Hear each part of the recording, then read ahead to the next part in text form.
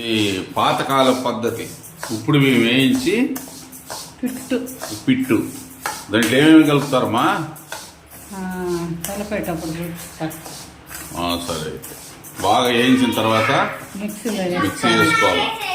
సరే సరే. ఈ ఉప్పుడు రైస్ని ఇలా వేయించుకున్న తర్వాత మనం చల్లారనిచ్చి మిక్సీ పట్టుకుంటే బాగా రవ్వలాగా, లైట్ రవ్వలాగా వస్తుంది. దాన్ని మనం పిట్టుకి బెల్లం వేసి రెడీ చేసుకోవాలి.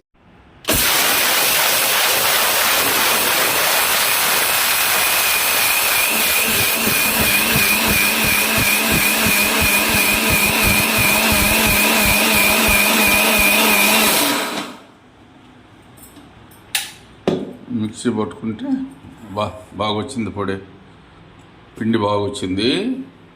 ఈ పిండిలో ఇంకేమేమి వేయాలమ్మా?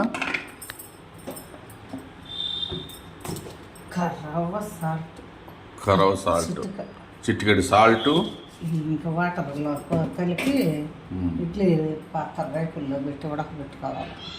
వాటర్లో కలిపి ఇడ్లీ పాత్రలో పెట్టుకొని ఇడ్లీ పెట్టినట్టు పెట్టుకొని పొడి పొడిగా కలుపుకోవాలి.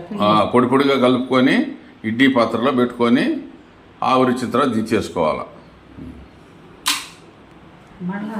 కొద్దిగా నీళ్ళు వేసి క్రవ్వ చిటికెట్ సాల్ట్ వేసి ఇలా కలుపుకున్న తర్వాత మనం పొయ్యి మళ్ళీ స్టవ్ మీద పెట్టేటప్పుడు పొడి పొడిగానే ఉంటుంది.